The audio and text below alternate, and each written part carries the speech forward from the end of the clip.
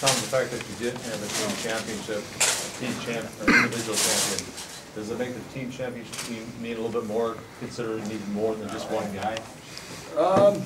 You know what, it does. It's I guess it's therapy, and we're gonna work real hard to be positive on this thing, because a lot of good things happen to win that team title on that backside of the bracket where you don't want to be.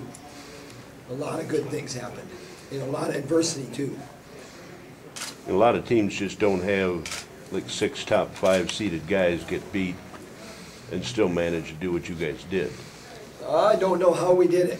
I don't know how we did it. The math makes sense, except if you asked me where we were at last night, I would have had trouble believing that we were within 3.5.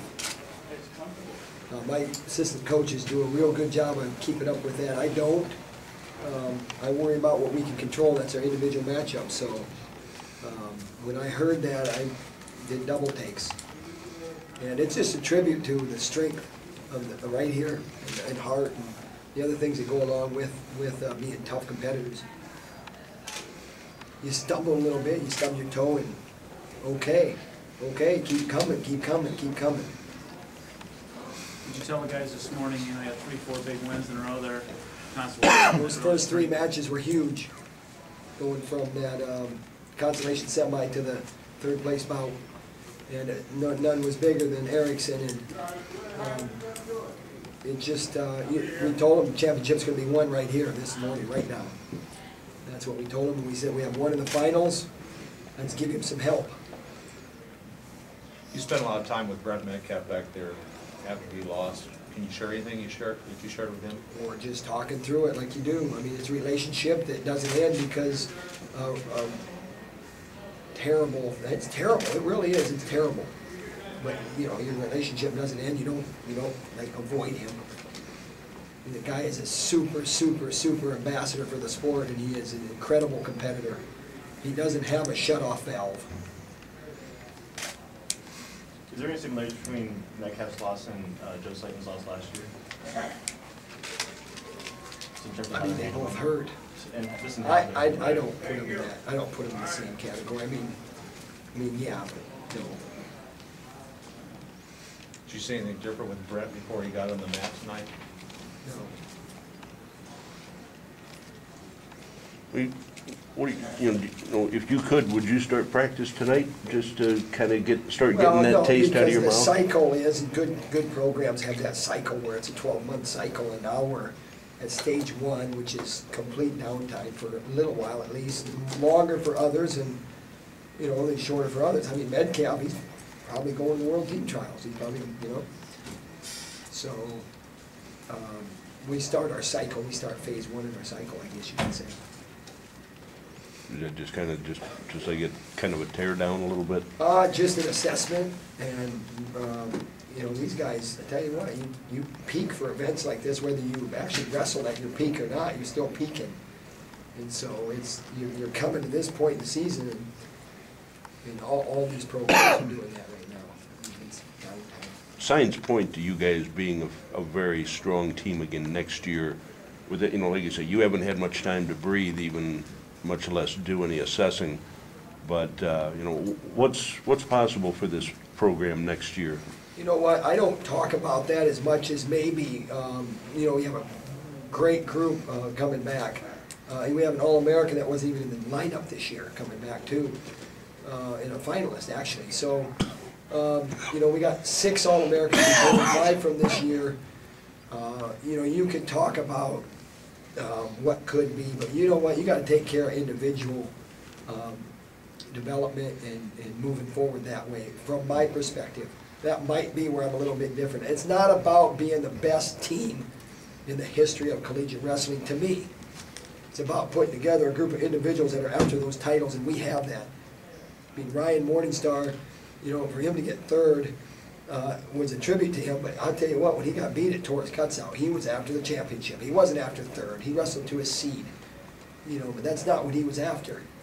And you can talk about Cercis and Flair, and everybody, Jay Borschel, you can talk about a lot of, actually we got 7 returning all there to Borschel. So Tom, before the term, you had mentioned this team would define itself here. Could you say how they've defined themselves now?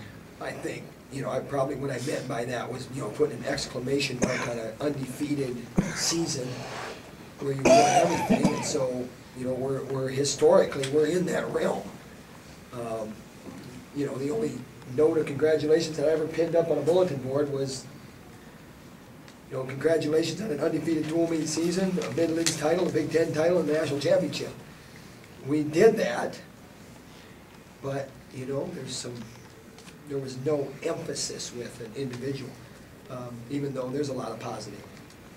Did the guys wrestle this morning with a chip on their shoulder? Did they? I'm asking you now. I'm not. Spectators might say that's one way to describe it. They wrestled, like Doug Schwab said. Where was that for 2 days? This team has been like that. This team has been like that. We've come out of some scrapes with team championships, and we've come out of some scrapes and some dual meets.